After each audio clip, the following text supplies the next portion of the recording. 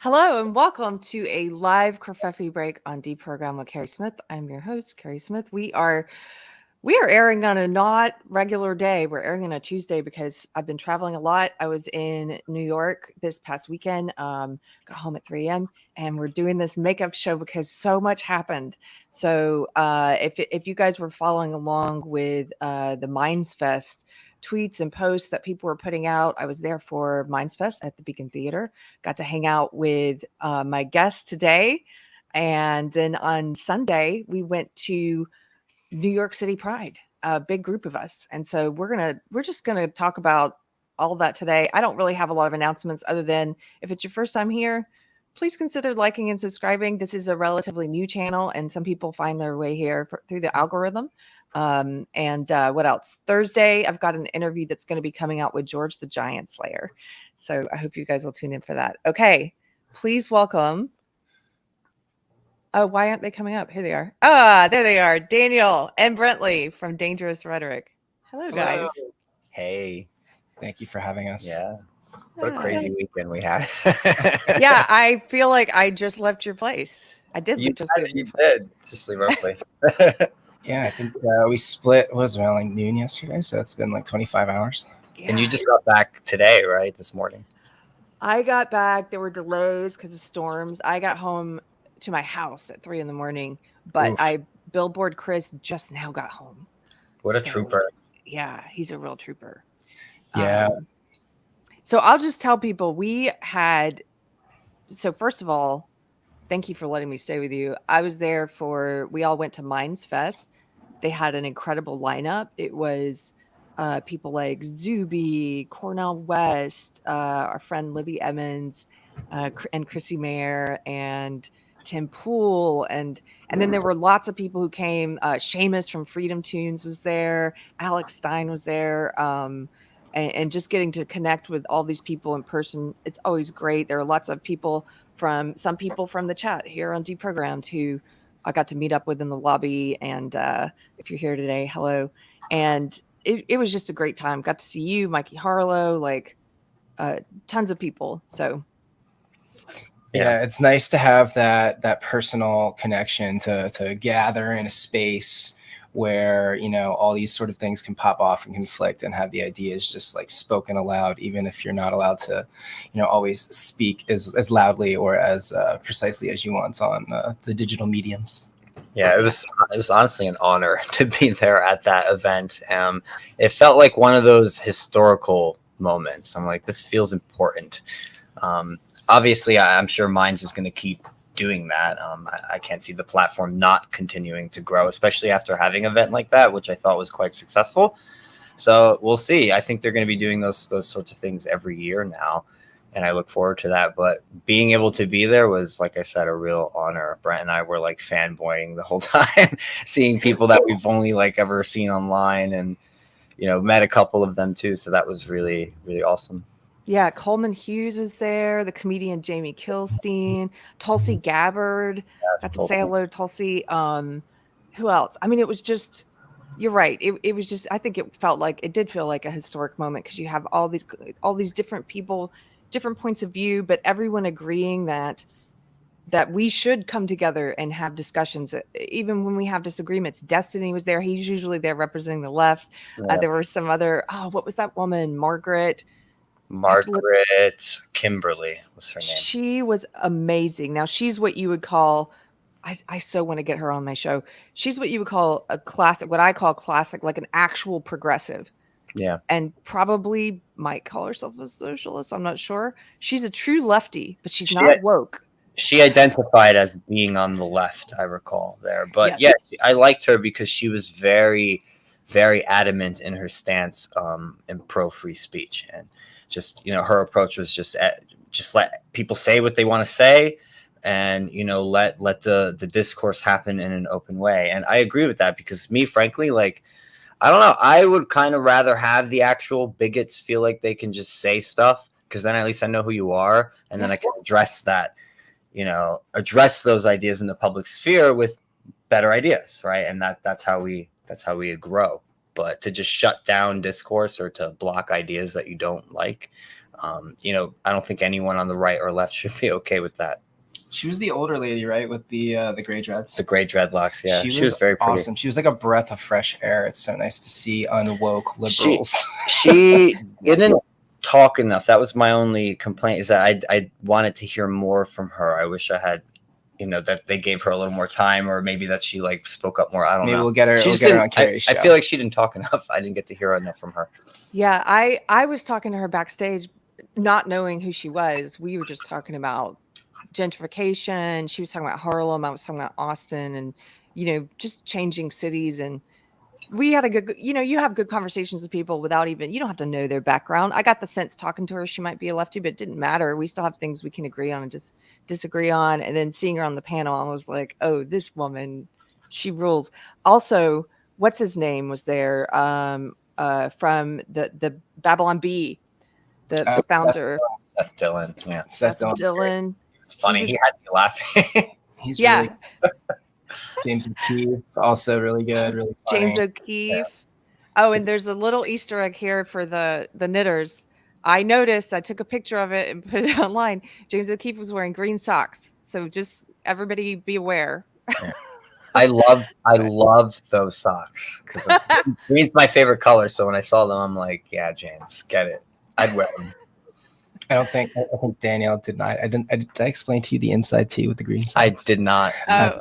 About that. Never mind. I'll tell you later. I just liked them because they were green. I didn't know there was tea here. There is no tea. That's the thing. Is they're just green socks. But sure. But there's this whole one of the minor SJW wars in the knitting Instagram world. There was this whole meme that was created about how green socks are racist. So Pepe is that the reason? Doesn't matter. Listen, it doesn't matter. It was just stupid. That's the only reason I think so. That's the joke. That's the joke. So and then there was one of Daryl Davis was there. Yes. Daryl Davis. So that panel discussion was actually my favorite of all of them, and they were all outstanding. But I don't know, for some reason I felt like the discussion about race in America was like the most significant, because it was Daryl Davis, Coleman Hughes, and Cornel West. Cornel West. And I like how they kind of had Daryl moderating, because he does feel like he'd probably be more in the middle position between the two. I know Coleman leans a little more conservative in his views, and we all know Cornel West is, you know, very traditionally on the left. Anyone who knows him, he's quite famous. So just seeing him speak was an honor too. And, you know, his very traditional preacher style, the way he's up there, and he really is an orator. That guy knows how to command an audience. That's for sure. But that discussion I felt was really fruitful. It was important. You know, I felt like it got like the biggest standing ovation too afterward. Yeah. It was. That one was great. I loved the one after it with the Babylon Bee guy, and then there was that singer from Mumford and Sons. I forget his name. The first panel, it was Winston. Winston, yeah. I'm forgetting right now. Mumford Sons. He was great because they were asking him, and Blair White was on that panel. They were asking him about his cancellation. He said, "Well, actually," and this resonates with me. He said, well, I wasn't technically canceled because I canceled myself. like I decided to leave my band so I could say what I want, you know? Yeah. And Winston Marshall. I was actually really glad he was on the panel too, because I feel like that subject is not discussed enough, like musicians and how the woke affects the music world. It's something we've talked about on the show before, especially in regards to the mandates and the lockdowns. You know, a lot of bands had to make these really hard choices to get the shots to tour or to not. So those sorts of things. And I remember his story. I remember when that happened and it ended up in the press, and all that because he tweeted about Andy No's book, which is crazy. Can you believe it? Yeah. So we are Mikey Harlow is supposed to be joining us, but we decided, Mikey? Come on, Mike. We decided we'd start without him and let him join in. So we had this amazing experience at MindsFest. Billboard Chris was there. Like I said, there were just a ton of people. So the next day on Sunday, it was New York Pride Parade. And Alex Stein said he was going down there. Billboard Chris, Mikey, and I had been planning on going. You guys, so we all decided just to go together and have a big group. And we put on Billboard. Chris brought anybody that's not familiar with him. I have an interview with him. I know you guys do as well. He's the dad who travels the country and the US and Canada with these billboards that he wears. And he challenges gender ideology when it collides with children, I guess I would say.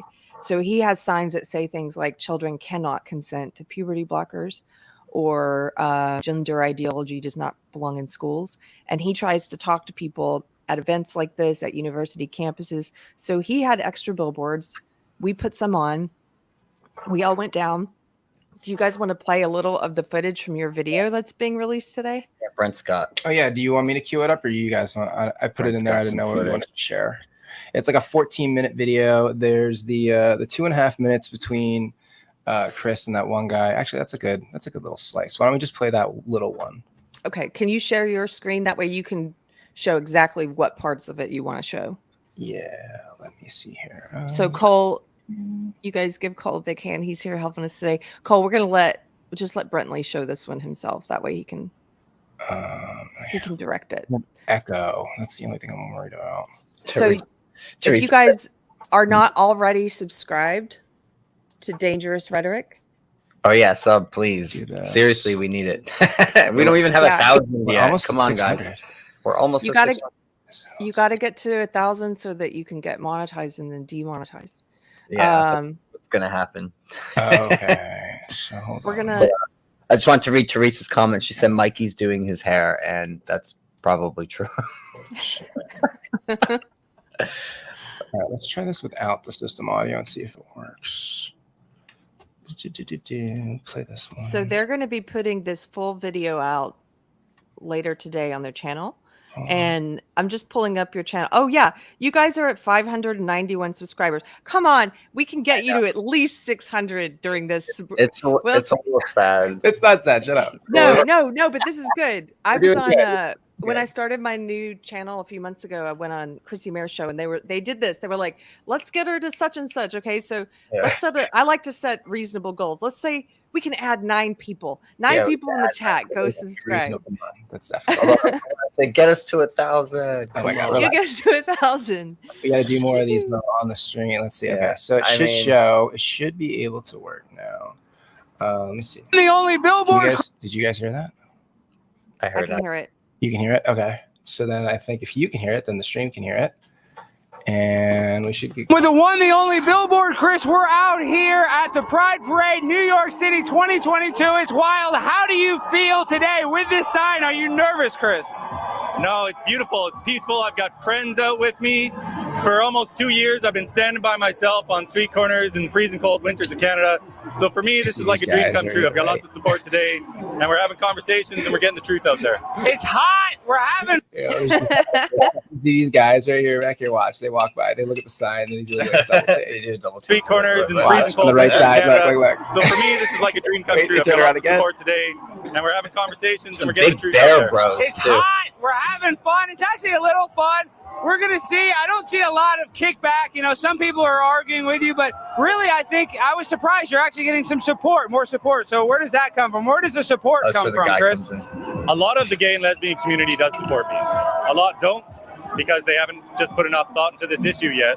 Because this entire ideology teaches that stereotypes define what sex or gender you are. So a lot of gay men, when they were growing up, a lot of them had gender dysphoria. They didn't feel right in their bodies because they were more feminine. But they grew up and they discovered that they were beautiful gay men. But if they were growing up today, they'd be told that maybe they were a girl trapped in a boy's body and that they should be medicated. So they get it. Yeah, whatever happened to kids having phases? Do you know that to say you're a dad is actually a gender ideology? To do anything that is gender marked is gender ideology. So you're not saying there shouldn't be gender ideology. You're saying there should be a specific gender ideology that you agree with. And that's why you're full of shit. A dad What is a dad? It could be anyone who sort of acts in a fatherly way to a kid, but do you see that's actually an ideology? Do you know what a circular definition is? No, totally, but I didn't give you a circular definition. Wait, you're saying a dad is a gender? Is that what you're saying? A dad is a gender? Dad When gender. you gender something, there's ideology behind it. And if you don't get that part, that's where you're wrong. And what you're afraid of is that a kid might actually understand that they are not what people are telling them they're supposed to be because of the genitalia, and you all can't handle that. And that's an ideology. So if you're saying there should be no ideology, then there should be no gender markers on any kid in school. There should be no bathroom divided by gender. That's all ideology. So I'm just saying, at least own up to the fact that your term gender ideology is bullshit. Thank you. So there is pushback. Did you hear that, Well, Brent? we got a little pushback. We're at Pride. It's Pause. done. We're Can you having pause fun. it? Hope we get Just so you know, if you base where you go to the bathroom on whether or not you have a penis or a vagina, guys, that is gender ideology. That's just an ideology. There's nothing there So to base that on at all. Sort of like the unspoken argument that gentleman was making was that everything is sort of relative. That that everything is a gender ideology, and this is postmodernism. It's what they do. Postmodernism. Exactly. They don't. He doesn't really want to discuss the particulars. He just wants to say you're doing the same thing, and it's a lot of projection. Because he's like, that's a gender ideology. It's like, no, dude, that's the way we've been doing it forever. But they also want to separate. They want to separate what they call gender from biological sex, and they want to pretend like, okay, let's say they're calling a man who's a father a dad. That's a part of gender ideology. Yes, it's also based on biology. Yeah, it's not just It's not just something we made up. It is based on a biological fact that this is a man who produced sperm that combined with an egg who produced a child, and he is the father of that offspring. Like, that is also based on biology. So it's crazy we have to say it in these really simple, almost dumbed down terms. It's like, this is supposed to be common sense shit that everyone in society has a grasp of. Where are we heading, man? This is Well, oh god, it's just this whole idea that it's it's the same thing we've seen with all leftist arguments. It's they just argue semantics. He's like, oh, that's a gender ideology too, and then he just does a lot of hand motions and a lot of and Chris kind of just throws it back at him. He's like, well, what is a dad? And he's like, he's pointing out that the whole thing is just one big tautology. It's just one big bubble, and any little pushback and it just kind of pops, and that's why he just said his piece and walked away. Play the end. The other thing about that man, before you hit play, there were several people filming at different points. You guys were filming at some points. Billboard Chris was filming. Sometimes Alex was filming. And I know Mikey's also cutting together a video where that man came back and he talked to us more. And at one point he called 12-year-old girls, he called them 12-year-old women. Oh. And I know Mikey's looking for that clip. I think it might be Alex who has it. But he said he was basically talking about how 12-year-old women should be able to choose to have their breasts cut off. He called them women. Yeah, that's creepy. Freudian slip. Freudian slip, perhaps. I don't know. Check his hard drive. Check his hard drive. I mean, he seemed like an older gay man, though. I wouldn't think he would be into little girls. Could be. You never know. I don't know. That is strange, though. I think predators like to camouflage themselves. I think it does say. But play the end really quick. Okay. I thought the end was funny because of what he says to Billboard Chris. Get more pushback, Chris. Yeah, I hope so too. I'm not gonna, but I'm going to get through to a lot of people that just don't know anything that's going on. And they want to sexualize our children. We just want to protect our children. That's all it is. That's right. Because there's no right way to be a boy or a girl. If the boy's more effeminate, if a girl's more masculine, that's fine. We shouldn't be sterilizing children to help them be who they truly are. That's it. I like how he's like, I hope we get more pushback, Chris. And then Chris just kind of looks at him like, yeah, Chris, sure. Chris has been attacked, So in his head, he's probably like, no, I don't want any more pushback than Let's that. see. Now, where's the other? Chris has had his arm broken. At Oh, one we're of at these. 600. Thank you, chat. Oh shit, we did it. Woo! Thanks, You guys are Chad. cool. Keri. Y'all are sweet. Thank you so We're much. gonna set a new goal by the end of the stream. We're gonna get to 601. I'm just kidding. We're gonna get 1,000. Let's do it. Shoot, no, I don't know how to find since it's unlisted, I have to go find it. Wait, what are you looking for? The longer footage video. Yes. You guys, do you have a subscribe star yet, or a Patreon where people can support your videos and if they want to? So we have we have a subscribe star, but I don't really think it's the best way to finished being do it, set up. it's not. We haven't like really set up like tiers for people. Okay. Yeah, so I like to set on that when I first set it up. I like to set up real, like I said, reasonable. I was like, let's just try to get $5 this month.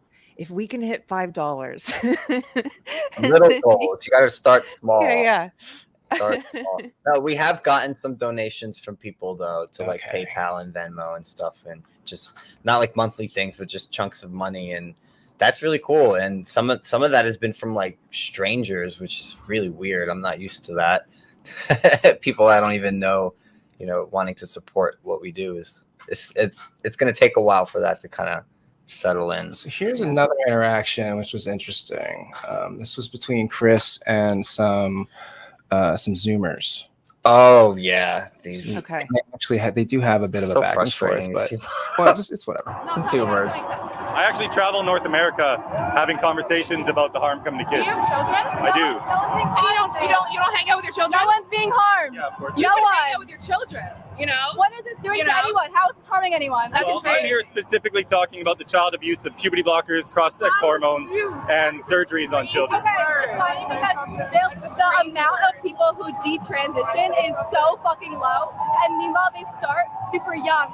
And this hormone guy, this therapy. cat How does here that on the make right, sense? watch Dumb him. face. Look at that. Child abuse. Nicki Minaj is the queen of rap. Such a How do you know erudite statistics? contribution to the Statistics? discussion. Yeah, we shouldn't be blocking puberty in kids. That's Okay, great. that's your opinion. You have statistics. About what? How I have many all sorts of kids stats. detransition? So we don't even have numbers on that because there's no follow-up with these kids. That's because there's no follow-up done. There's never been a clinical trial. There's never been a randomized control trial. Okay, so There's no science to this. It's entirely an experiment on kids. The drug that's given to kids has never been approved by the FDA. It's true. We have progressive countries like Sweden and France and Finland, which And have stopped then this practice. coming up, I Okay, get but if we're gonna distracted talk, we gotta by let each other that finish Nicki the sentence. Minaj guy, Can we do that? so the All mic right. doesn't follow. I have a question though. Sure. Okay. So your child expresses the need to, the desire to want to be a boy, to transition to a boy. You as a father, as a human being, would you do anything to make your child It's like, happy? now he's talking to me, and I don't switch. I would pause and explain. There's no way that a girl transitions to a boy. That's called being delusional. And no, I wouldn't give my kids drugs to try to change their sex. That's your thought on it? That's right. Yeah. All right. Can you pause it? Can you Yeah. pause it? So he says, no, I would not give my child drugs to try to transition their sex. And she says, so Yes. that's your thought on it, as if there's something wrong with that. I mean, this, again, I just want to remind people, it should not be controversial that a parent would not want to give a drug that was intended for prostate cancer to their child. And as he pointed out, Lupron is not FDA approved for gender transition, for puberty blocking. We are experimenting. That's what the word means. We are in this period of experimentation, of giving it to children to see what happens to them. And in some cases, it sterilizes them. And so for her to react the way that this has become normalized, and so quickly become normalized, such that a young woman like this can react as if he's the crazy one for not wanting to give a drug to his child. It's a weird place that we're in culturally right now. Yeah, it's very unusual. And these are young people, these are definitely like probably college freshmen, maybe even high school seniors. I don't know. They strike me as very young, just the way they talk too. I don't know. I feel like what you said is correct, that it's moved very quickly, because just 10 years ago, I don't think it was controversial to say the things that we're saying now. Yeah. And, I don't remember this. I don't remember this huge conflict happening in our culture in 2012 about any of this stuff.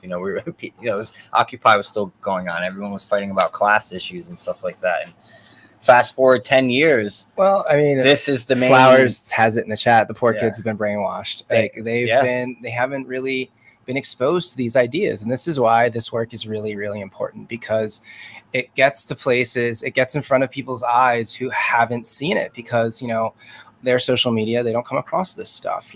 They don't think that they don't think about these issues. They don't hear about these issues, or they only get a very peripheral exposure, which is why, we saw the people that would come up to us and be like, so what's this about? And they would ask questions and they would listen, and we'd have like an actual back and forth. That was, that's just one little, blip of awareness that's being increased in somebody's mind. It's like, this is happening to kids. Like, hello. Well, being younger, they probably also know someone who is going through that, right? Or considers themselves or considering it. So they're thinking of their friend, and in their head they're just like, oh well, my friend, it's helping them. But it's like, how old is your friend, and do you really know if it's helping your friend, and what are they going to be like 5 years from now, 10 years from now? It's like, but I think young minds like theirs, they're not even thinking that far ahead yet. And how many of us were at that age? Probably not many. I just want to read, thank you, sir, for the super chat. SO gives us a super chat of $5. Oh, thanks. Just with some thumbs up. There you go. Unfortunately, some of the conversations I was having were not captured on camera. One was captured, but the mic wasn't working.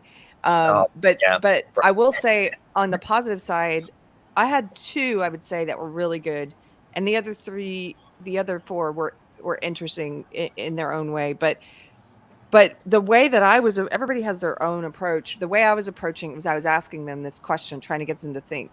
I would say, so in our society, we agree as a society that there are certain things we allow adults to do that we don't allow children to do. Like, and I would kind of do this, and they would start naming like sex or smoking or drinking or shooting guns and tattoos, things that we have said, we're going to set these things aside. If you're a child, you shouldn't be able to do these yet. So I don't believe that we should be allowing children to make these permanent medical decisions, elective medical decisions that will sterilize them or cut off body parts before they're an adult. And so I would kind of start there. And the interesting thing was, when framed that way, there were 2 people who eventually came around and were like, okay, I can agree with that. They were shocked, by the way, because they assume a lot of things about you. So that one of them was like, so you don't care, you think it should be legal for adults to have change their sex through surgery? I was like, sure, they're adults. This is about children. So they kind of agreed on that. But what was interesting is the one woman, I told you guys about this. There was one woman who, in order to be intellectually consistent, she said, well, I don't think there's anything that we should tell kids they can't do that adults do. And I was like, even sex with adults? She's like, if they choose to do it. If the child chooses to have sex with an adult. It's concerning. Red flag. Yeah. Check the hard drives. For real.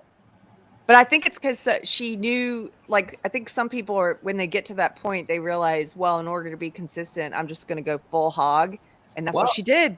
And again, like, these aren't new arguments. Like, since like Foucault, they've been pushing this stuff consistently in the radical feminist, gender ideology sphere. Like, and as Matt Walsh talked about in his little documentary, like, Alfred Kinsey and John Money, the 2 big researchers who pushed a lot of this segregation of gender and sex and this idea of transsexuality and transitioning, even including children. They were pedophiles. They were prolific pedophiles, and their work is still celebrated to this day. Hollywood did had that big movie Kinsey. I guess it was in like the mid 90s or late 90s. I can't remember when that movie came out. But Liam Neeson played the lead role. It was a very happy, sexy tale of his exploits. They left the whole thing out about how he had a whole research table on the number of ejaculatory experiences that young boys could have. Like, he had a whole table of that, and that's documented. Well, didn't it go all the way down to like babies infants too? Infants. Yeah. And it was basically documenting, I think, the orgasm or something. That's what it was. Yeah. Wow. And the question is, how that's abuse. Yeah. Like, to get that. Say, how did you get that data? Either they made it up or they abused a bunch of kids. Yeah. Either way, it's still sick. Yeah. Well, and who you mentioned, Dr. Money. I don't think he was actually a doctor. I think he got like an honorary doctorate. Oh, probably. Yeah, I think that sounds familiar. Yeah. Yeah. So there was one younger couple, a guy and a girl I was talking to. They they were much more open-minded. They were willing to talk to me for a while. That's the one we got on camera, but the mic wasn't working. They didn't end up agreeing with me. They're so far in this belief system, but they were at least thinking. And you start, if you just scratch the surface, you find out they don't know a lot of facts about, they don't know what the puberty blockers are called, that it's called Lupron. They don't know the effects of it. They just say, because they've heard, they just repeat, oh, there's no permanent effects, it's completely reversible. That's not true. Look up Lupron. But they'll say these things, and they didn't know who money was, and they don't know the history of the term gender ideology, and they don't know, they just, I hope in that kind of interaction, if you have that kind of interaction with the person, you're not going to change their mind right there on the spot, maybe, but the goal is to get them thinking about this stuff so they go and look it up later, maybe. Planting some seeds, definitely. You're also like, we're casting a little sunlight on these issues, because how many people have heard of the Reimer twins and the tragedy of that family? Like, that whole story was like just ridiculous. And that's like the one kid that got transitioned very early because there was a circumcision accident. And the parents didn't know what to do. So the John Money came along, his name came up, and then they transitioned the one twin boy, never told him that he was actually a boy, grew up very confused. Eventually in teens, end up telling him that he's actually a boy. He tries to detransition. And then, he ultimately ends up, I think he committed suicide, and then his other brother died of a drug overdose, and then the father in the family also committed suicide. So it just shows you this tragedy that came from this guy, and this is the whole basis that this entire transgender ideology pyramid is constructed upon. Mm-hmm. Yeah. So one of the barriers I found, probably it's got to be the main barrier, with trying to communicate with these people who are very supportive of these practices, is they do truly believe that they are the ones protecting the kids. They do, yeah. That we are the ones putting them in danger by not allowing access to these services. It's a reversal. Yeah. So anyway, it really strikes me. It reminds me of that Bible quote. Is it Isaiah 5:20? It's the bitter for sweet and the dark for light. I'm like, but the reason I bring this up is just because a lot of these kids do threaten suicide, and I'm sure there's a handful where they mean it, and I'm sure there's a handful where maybe they don't mean it, and they're just using that in a way to like pressure the parent into letting them get their way. I don't know. But actually, I put a poll up yesterday, which is doing pretty well. It's got like 777 votes on it.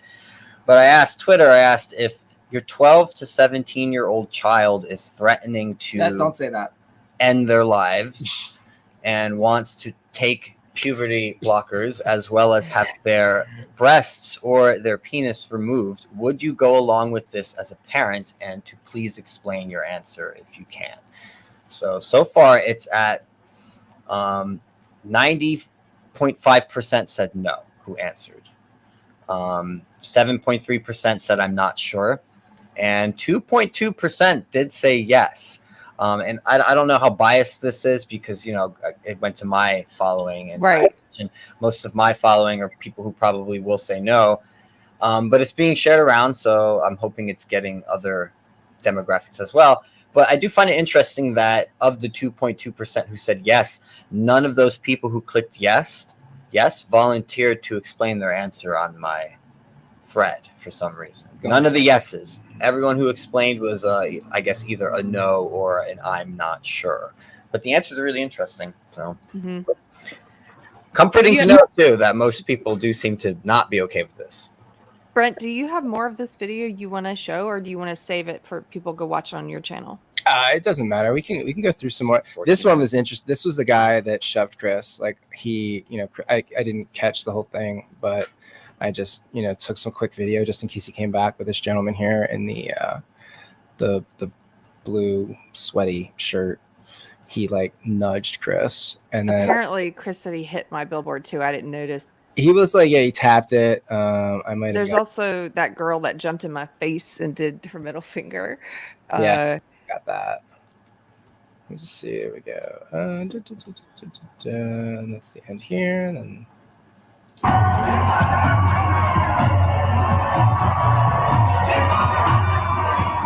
And then we're like having a good time. And then it goes back into Daniel talking to. We don't need that. That's just us. What's that? Ladies, Talking bring a parasol if you're going to be out in the sun, and men. And thank you guys for letting me use your umbrella. You don't want that skin damage being out in the sun all day at Pride. Yeah, it was really sunny. Yeah, I just went out there with my and then I have you here. trunks on. If you want to see, let's pick Keri. Had a discussion, agreed with me that children should be protected until they're 18. They said, yeah, we should do what Finland and Sweden do. Once I said, and just wait until you're an adult before you make permanent medical decisions. I'm just smiling because I didn't expect two different people to eventually say, well, yeah, okay, I can agree with that. And then that guy, of course, was a failure. But hey, 2 out of 3 ain't bad. And I'll just add to that, from my travels around North America, of course it's going to be different in a crowd like today, but generally more than 9 out of 10 people agree with me. And wherever you go, even in a place like this, even on a university campus, you're going to find a lot of people that support this cause of ours, because this really isn't a left versus right evil. This is about good versus evil.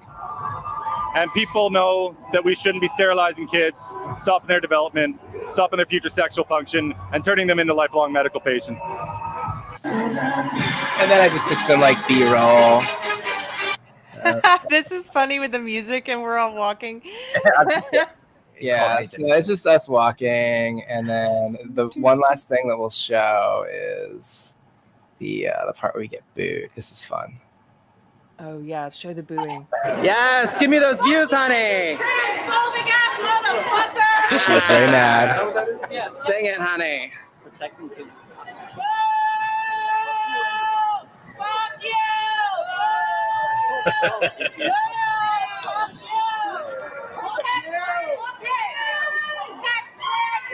That's exactly what we're doing. Protect trans kids! Protect your kids! I'm a child and adolescent mental health therapist, and I just want to say I'm concerned for trans children. That's really concerning. By mutilating them. Mutilated? Do you know the science of history walk? Do you know the science? Yeah, when she said that, I was like, that's concerning. Are you serious? Are you serious? This one. Get your shit out of New York now. We live here, sweetie. Then leave. Cope. Then leave. Cope. Cope. I grew up here. We're gentrifying. You're gentrifying and colonizing. Because you don't agree with her. But if you did agree with her, you would not be a colonizer. She's still screaming. We're walking away. She's still going.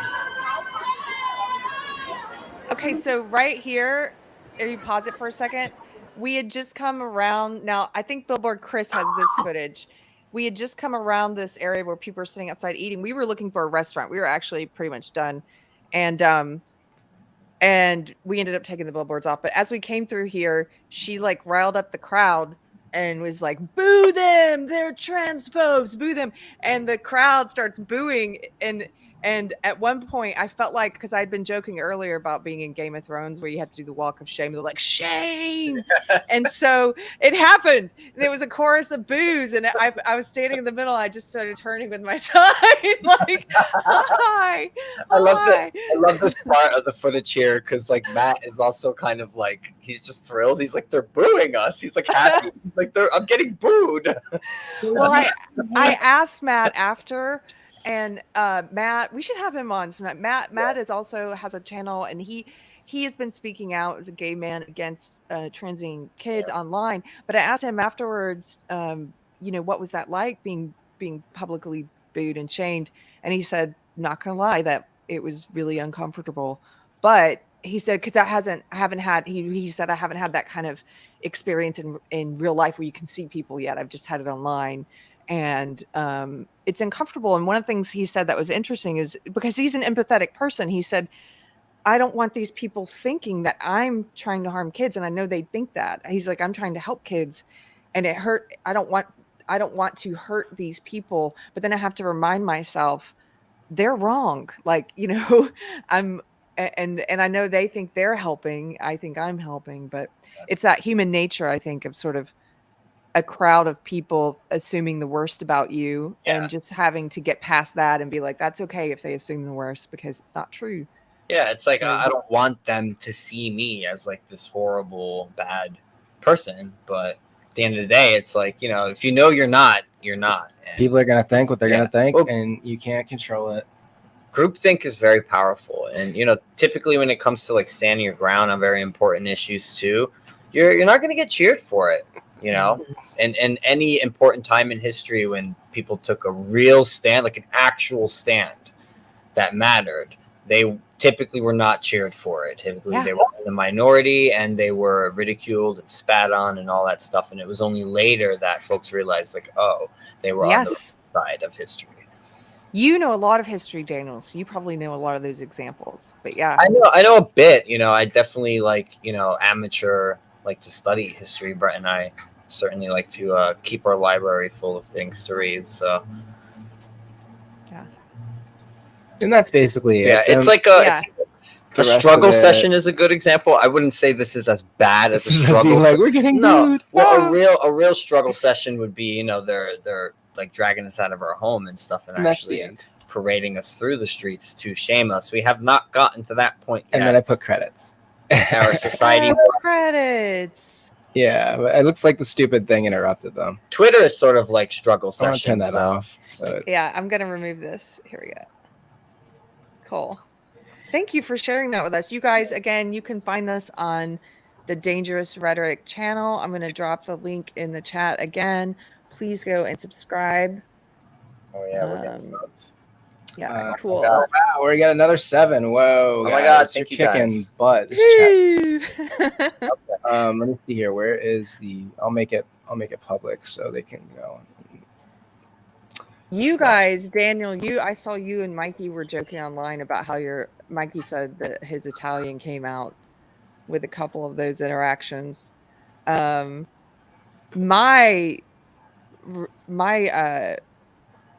I'm putting it in the chat right now. There we go. Oh, and there's that one video. I didn't put it in because it was on my phone that I recorded it, but the one with the 2 old men that were like screaming. Yeah, that's where Mikey was like yelling back at them.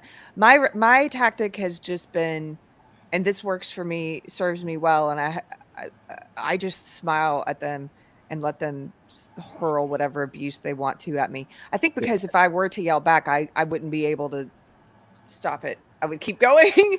So I just kind of am like, and then they don't know. In my experience, they kind of don't know what to do because they're just hurling the invective, and you're like, okay. And the one guy's like, "Are you serious?" It's like, yeah, I am serious. Okay, like. Now you have to say it in the voice. You have to say, "Are you fucking serious?" Oh my God. Yeah. Can we talk a minute about Pride in general and what it used to be, what it used to represent, the reason behind it, the history of it, and what it has it changed at all today? Do you feel like it's still this thought was sparked by a tweet of James Lindsay's that I saw and retweeted, and then the past 3 or 4 days I got ratioed. I had one of my comments got thousands of dunks and responses by leftists who are really so you're getting all these notifications, and it's one of those times where if I were a different person, I would be whining about it, like I'm being mobbed, but I just ignored it. But the I was thinking about it because what James Lindsay was saying is that we need to start looking at these new rainbow flags, these new pride flags, as a signs of a colonizing force, and I retweeted that and I said I kind of agree. I think now Pride has come to represent, so it's been cannibalized by social justice, and it's come to me. It represents, if somebody's got one of those flags on, I'm going to take a shortcut, and in my assumptions, I'm going to assume they're a social justice warrior. It's not just about, I don't even think it's really about gay and lesbian people anymore. I think it's morphing. I think it's becoming less about equality for gays and lesbians. I think it's more about pushing this specific belief system that says that we need to divide everyone into identity groups, and that life is a struggle for power between those identity groups. We need to treat people differently. That's what I think it is. So what do you guys think about it? No, definitely. It used to, and gay people have actually been complaining about the commercialization and the sort of like co-option of pride since like the 80s. Like it's been an ongoing struggle. A lot of the original activists that were involved died of AIDS, and after that it became very commercialized, very corporate, and now we have organizations like GLAAD and all kinds of like big money interests that all just, they get together and they turn it into this big extravaganza that has absolutely, very little to do with gay and lesbian people. Now it's all about like whatever the marginalized. First of all, they push people to the margins by labeling them marginalized. So it's this weird reversal where they claim that it's like, conservatives or the moderates or like society that's doing it when it's actually them. And they, imply that these people are inferior, that they need help, they need allyship, they need promotion, they need jobs without, having to have the same qualifications, et cetera, et cetera. And it's like this neo-communism in this guise of, diversity, equity, inclusion. It's basically just a big lie. And I hate that they're using, gay stuff, like gay culture, as like the vehicle, but really it's been ongoing since RuPaul was really like promoted and put on television, because that was where, the association between like the rainbow umbrella was really cemented, because it sort of brought drag culture into the mainstream. And drag culture, while it's an offshoot of gay stuff, it's not really like, not all of those guys are gay. Or some of them are like trans people. It's a big mishmash. It's like it's a niche thing, and it's not necessarily something that all gay men are into. Certainly not all gay men dress in drag. So it's just this weird thing that sort of got wrapped up in it. And I feel like South Park really predicted all of this with like that crab people episode back in the day. But I've digressed. South Park was always ahead of the curve. So ahead. Yeah. I want to go back to the flag subject. Brent and I, over the last couple of years, we've connected online with a lot more gay and lesbian people who agree with this mentality that we're talking about here, that the focus has very much shifted. It has changed. Like, pride is definitely not what it used to be. And, maybe it is a sort of like invasion, by the QTI plus QTAI or whatever, all the extra letters that have been sort of tacked onto it, and the forced teaming, like for example, someone who's dealing with trans issues and feels like they're in the wrong body has almost nothing in common with me and what I go through as someone who feels like I am the sex I was born as, and I am attracted to the same sex. It's just a totally different thing. So to kind of group all of us together into this community, I don't know, I feel like that's one of the reasons we're seeing this blurring of boundaries now, and there's no more focus on like what this used to be about. Now it's like it can be about anything and anyone, to the point where people with dog gimp masks are now their identity is part of pride, and they can straight people and like who call themselves queer. So it's just, I think the focus has very much been lost. I know a lot of these gay folks and lesbian folks we've met, some of them want to also just kind of take back the original rainbow flag, just because like the whole point of the rainbow was it already included everyone. But think about it. It's the color spectrum of visible light. So like any color combination can be made by fusing. We're getting a little New York background. Yes, whatever. Manhattan, guys. I feel like I'm still there with you guys. But it's like, the full color spectrum, right, of visible light. It's like you can make any color out of it. That was the point. It's that it's all inclusive already. So to add these like extra stripes and triangles here and circles and this and that, it does kind of feel like a colonizing thing. And then I wanted to bring up Lindsay's tweet too, because I also found myself agreeing with you that I agreed with him. I'm not going to say these are exactly the same thing, and I'm probably going to get shit for saying this, but seeing some of the images I've seen of these new pride or, inclusive flags hanging in rows and stuff all down the streets and cities does give me like a very eerie reminder of pictures I've seen from, the late 1930s when those flags of swastikas first started rolling out onto the streets in Germany. And it was a quick thing too. If you study that period in German history, yeah, there was a lot of buildup to the Third Reich taking over, but once it happened, it was like literally like overnight. It's like Berlin was one thing one night, and then the next day you wake up and it's like all those flags are unrolled and they're all up and down the streets, and the next thing you know, you've lived through a takeover and a power grab has happened, and right under your nose, you didn't even realize it, and you just walk out your door and you're in a new reality. So it's ubiquitous. And Brentley and I yesterday, we went to New York City City Hall to watch Alex Stein do his thing. He interrupted a economic development meeting that was really boring about climate change to pitch a fake company. But as we were it was pretty funny. As we were approaching City Hall, I noticed right over the doors of City Hall, they have these flags unfurled and hanging down. I wish I'd gotten a photo of it. And it was the old school gay and lesbian flag, the rainbow flag. And then it was a transgender flag. And then I think there was the one with the Pac-Man, the devouring triangle of other colors. And I just thought, like, look at what's on the build. Look at who this City Hall is beholden to, what ideology it's beholden to. It was symbolic. And as you said, you start to see them everywhere. Cole, can you put up that tweet, that first link I sent you, that tweet? I just want to point something out and see if, first of all, if I can explain what I was trying to say here in a better way. And is this where you got ratioed? Yeah, where I got ratioed. And if you agree or disagree with me. So in the thread of that tweet where I'd retweeted Lindsay, someone showed up and said, sarcastically said, "Oh, imagine if there were, a Christian Pride Month," or something to that effect. Hold on, I'm not sure if Cole's sounds awesome. Let's do it. Yeah. Well, so I'm going to see if maybe I can put it up. Private chat. Let me find that link. Oh, maybe I didn't include it. I included the wrong link. That's why. Sorry, Cole. Hold on. I'm just going to go grab it. So I said sarcastically back, I said, yeah, imagine a Christian Pride Month where you see the Christian flag unfurled on the top of Capitol buildings, city halls, in the profile, like all the profile pictures everywhere.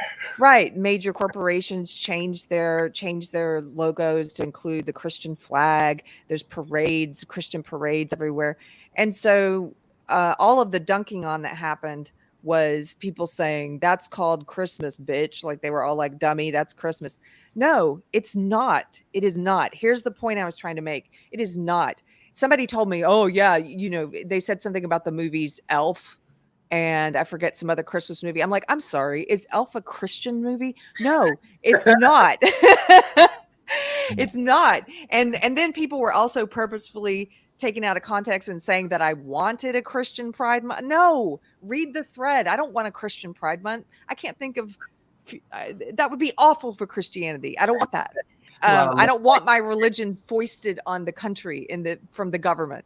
No, the point being, if that were to happen, all of these people, it was trying to show the point that isn't it weird that this is a month-long thing with government support, it's ideology, and it's supported by corporations, and it's in all the programming, and you see that flag everywhere. And if there were something that were Christian for a whole month with the Christian flag or the Muslim flag or whatever, all over programming, all in corporate logos, unfurled across the top of the Capitol building, parades with the Christian flag. I'm not talking about Christmas.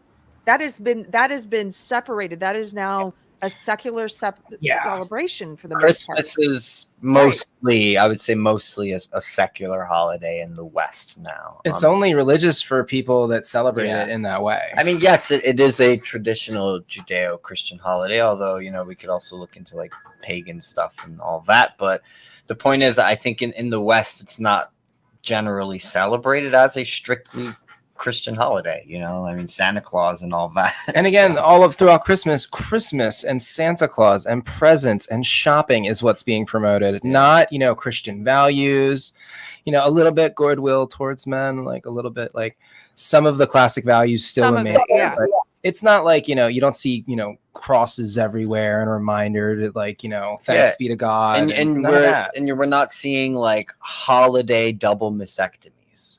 You know what I mean? Right. I'm just Right. saying, like, Right. And it's not the same. And if these people saw, they completely miss the point, I think purposefully, or they're just dense, but it's like, no, and even, who jumped in on the pylon was Amanda Jetty Knox. Do you guys know who this woman is? No. Okay. Let me just tell you about this woman, because I recognized her immediately and I replied to her. She retweeted it with the standard dunk, like, it's called Christian, you dummy. Or it's called Christmas, you dummy. But Right. I was like, wait a minute. Aren't you the woman whose 11-year-old son came out as a trans girl? Then your husband came out as a trans woman. Then you came out as a lesbian because now you're with a woman. Then your 11-year-old trans daughter came out as non-binary. Then you came out as non-binary. Is that 5 comings out? I said, have I missed any comings out? what a mess. What a mess. I feel like I'm gonna have a stroke. Yeah, for real. 5 comings out. Wow. I only did it once. Enough. Once was enough. Whew. Oh God. Yeah, where's Mike? Just got on. Did Mike not make it? Yeah, I don't know. Mike has been doing his I hair. texted him. He just texted. He said, what did Still he say doing to my you? hair. What did I say? An hour late? I said an hour late. He fell asleep. Yes, fell pop in. Wake up, bitch. Yeah, come on. Get on here. We're still on. We didn't finish yet. We're still talking. We Come got on. time. This is all I had scheduled for today. Yeah, we're good. I'm a little bummed. I forgot, Jelaine was this morning. I wanted to go down to the courthouse and and shoot some stuff. Our But friends are also playing a show in Brooklyn that we might go to, but I don't know. I'm kind of tired. I don't know if I want to go. I told her We had a big weekend. It was It's exhausting. so much walking in the sun. That's why yesterday I was like, I didn't go with you guys. I was like, I need to just stay home. I took a nap. I slept. I could not pass up the opportunity to watch Alex Stein perform his art in person. It was look, it was tempting, It was but so good. again, I was beat, and I was also I was trying to keep my workouts in between the shit we were doing too. So I was like, I don't think there's a way I can show it on the stream, but I got video. So I shot video while he was doing his thing, and one of the things that I did was I zoomed in on the council people, and it was just like recording their reactions to his like shenanigans. And I think they actually thought he was like serious, like they thought he was a legitimate representative of Oculus. And when we walked out, that was so funny because that one guy in the gray suit like chastised us a little bit, and he was like, "Did you guys really just like abuse a public hearing to shoot a commercial for a product?" He thought it was a real company. Died. Well, I think he did. He said Oculus, right? And Oculus is a real company. It is a real so, company. Yeah, they're like the first. But like obviously, I guess not so obviously. He's talking about putting people in pods and like having sex in the metaverse. Like to anybody with 2 firing neurons that's a little hip to Twitter, it's obvious that he's like putting one on. But to the sort of standard government types who, this is their 9 to 5 bread and butter. They sit there in these meetings and they listen to people express themselves. I doubt it really connected until maybe like later if they see a clip or happen to find out who Alex Stein is. Yeah, they really did think he was pushing. He was talking about sex in the metaverse. It's just like, it's not going to be that different. And you know how he talks really fast and he just keeps...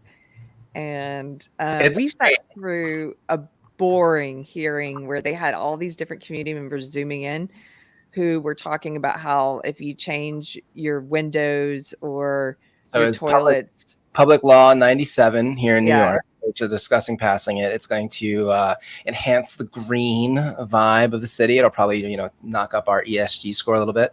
What it does is it requires any building over 25,000 feet to undergo renovations to bring them in line with all these, zero energy emissions, zero carbon emissions and lower energy requirements, forcing them to upgrade all of their internal technology to meet the new requirements. And any new buildings that get built, it puts all this stuff in line with like the Paris Accords, and it's a very, you know, hip, and you can tell by the way everybody was talking about it, they were very excited by the greenness.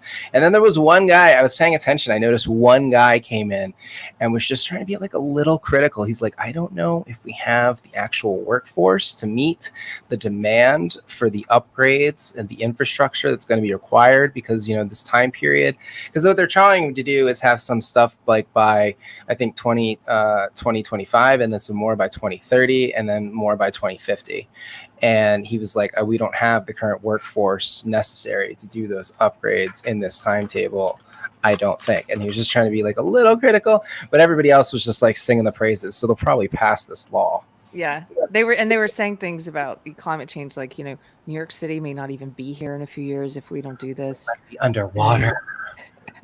It was over the top. Hurricane Sandy. I can dream, right? I'm going to bring up something. So there was the other big news that happened since I've done a Kerfefe break, is the Roe v. Wade decision. And there was a lot of that stuff happening this weekend as well. I know Alex Stein went and shot some footage with people asking them about, you know, what their beliefs on it. I just wanted to share this. Maybe we could talk about this for a second. I saw a lot of things this weekend. These are probably the three most ghoulish displays that I saw. One was this mom who looks like she's ready to pop, 8 or 9 months, maybe, I don't know. And on her stomach, she's painted "not yet human." Yeah, sick. I don't really understand this whole idea. I guess it's what they have to do in their heads in order to justify, you know, ending the pregnancy or terminating the life of the unborn. It's their right, Brent. But it's like, I've heard like this language of calling it, like it was one of the things that you know, we saw this video with Taylor Hansen, where he was, you know, just catching this conversation between these two women, and this one woman was just adamant that, like, you know, the fetus was like some sort of parasite. Yeah, and I'm like, sweetie. Well, not just that. She was saying it was not a life until it literally took its first breath outside of the womb. That's when it was a life. Yeah, it doesn't make any sense. Like, what is the basis of that argument? Like, oh, as soon as it takes a breath outside of the womb, now it is a life, and before then it's just at least be like genuine in your argument. And this is why I do kind of agree with Gothix and the extreme stance she's decided to take on it, where she's just like, I'm going to just call it murder from now on. And, you know, if you support it, I respect it. If you just say, I support murdering babies, just use the word murder, and I respect it more. It sounds harsh, but it's like, just say what it is, guys. Like, say what it is. It's also it's kind of narcissism, because they believe that the definition of life or human is dependent upon their will. Yeah. It's not dependent upon your will. If she were to miscarry, well, it would be a baby because you wanted it. But if she aborts, then it's not a human. Like, that doesn't make any sense. It's not dependent upon whether or not you want to have the child. Go to the next image. I want to. Yeah. So this was another ghoulish one. This is a mom. For anyone who's just listening, it's a picture of a mom with her 3 kids and her husband. And she has a sign. She's standing there using her kids as props. And the sign says, "Don't force this on anyone." Yeah. This one really struck me. Actually, I think Josh Slocum shared this, and that was how I saw it initially. And just, man, what an evil, evil thing. Like, just look at this. How does anyone think that there's anything okay with this? I feel so freaking bad for these kids. Like, this is how your parent views you. You're something that is forced on people if they don't. A burden, you know, as opposed to a gift. It's a burden because what? You couldn't close your legs and be more responsible with your decisions. It's like, look, man, like, bear the consequences. That's what it comes down to, is people don't want to be, women specifically, it seems, don't want to be told to maybe be a little more responsible for themselves. Yes, we know there are exceptions, rape, things like that. Like, we know those things exist, but that does not make up the vast majority of what we're seeing as abortions. So what are we seeing? It looks like we're seeing mostly abortion used as contraception. And I think this is why so many conservatives are fed up with it, because they're like, this is not how society should be treating something like this so lightly, like it's nothing. Yeah. And then on top of that, we had, I think what really pushed me back, you know, more conservative on this issue, was that we were seeing radical lefty legislation and bills for post-birth abortion option.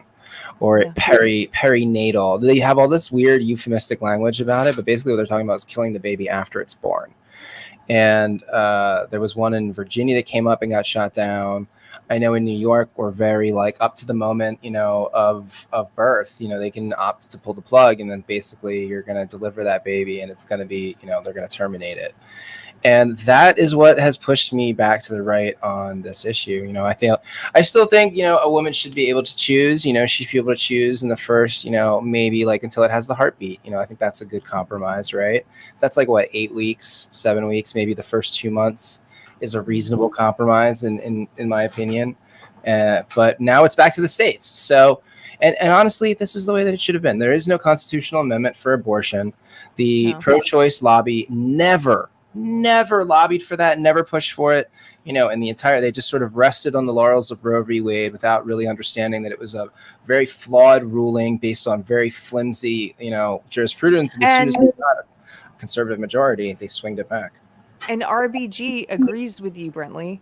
They don't even realize who they hold Ruth Bader Ginsburg up as a saint almost. They put her on those saint candles and stuff. Saint Ruth.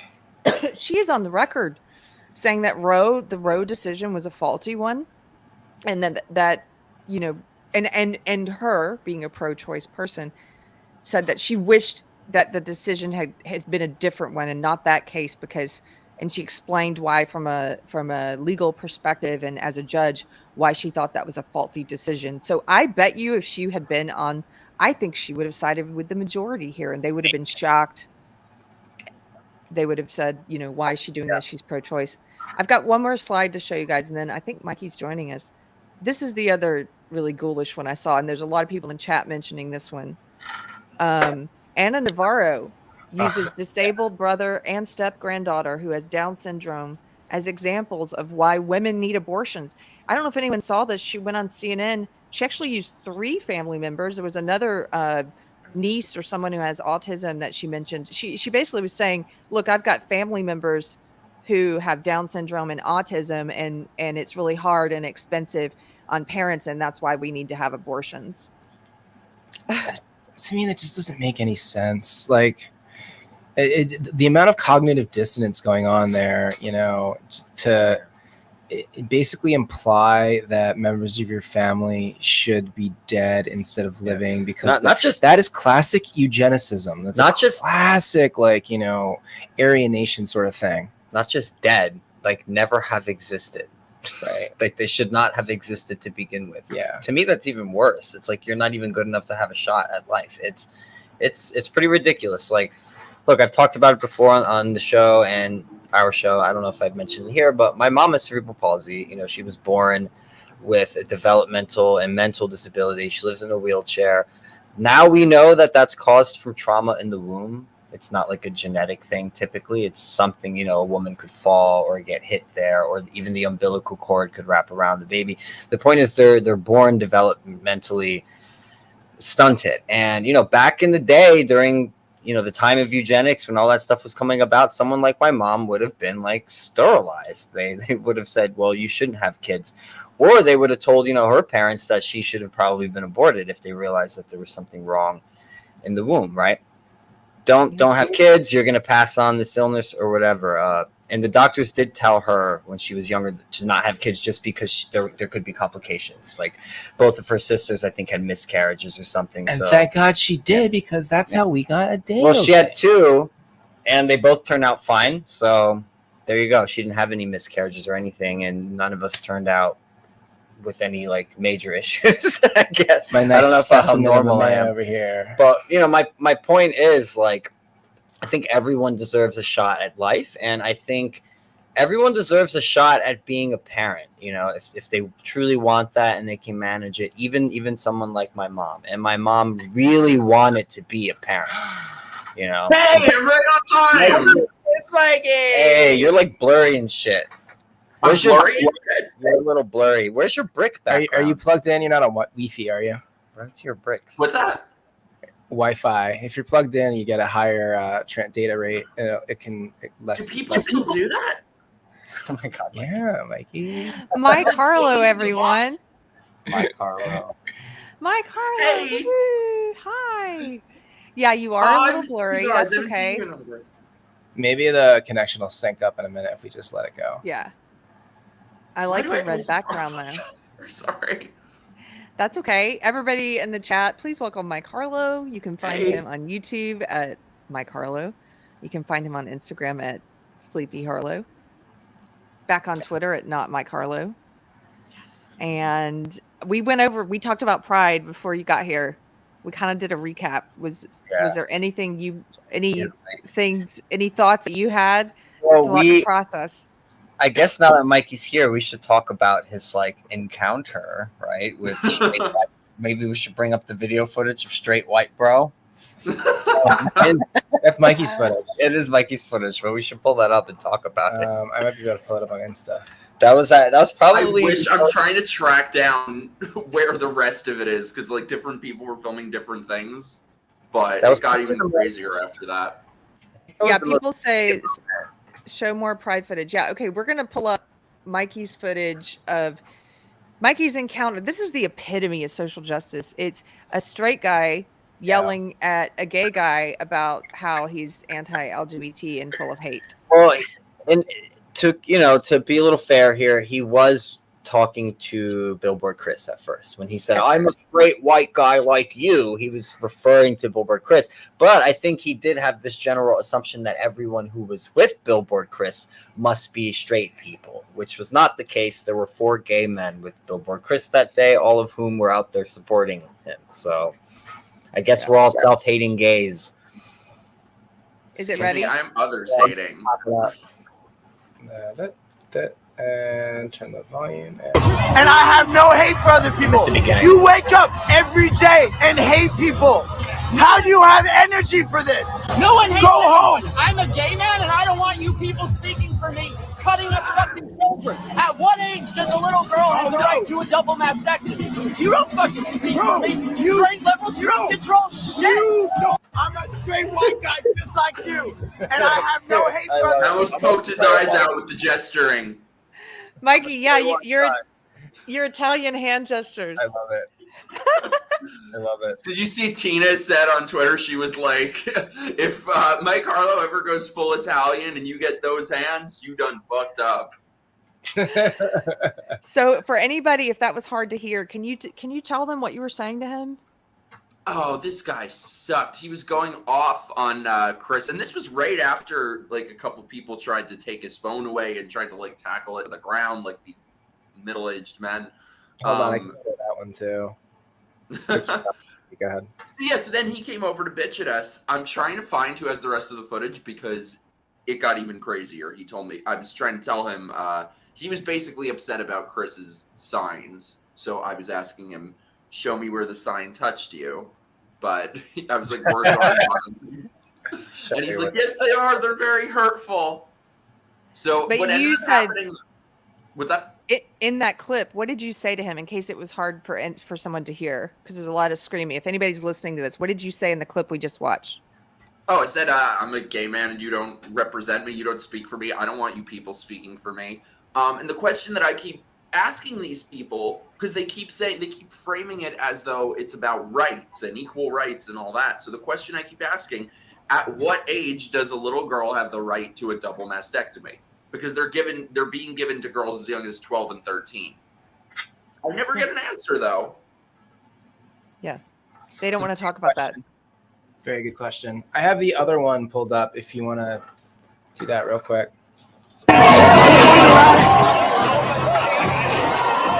So this, you can't really see. This is when they're talking, and then there was these guys. These guys. I don't know if I'm horizontal or vertical. I can't tell. I want to get both angles.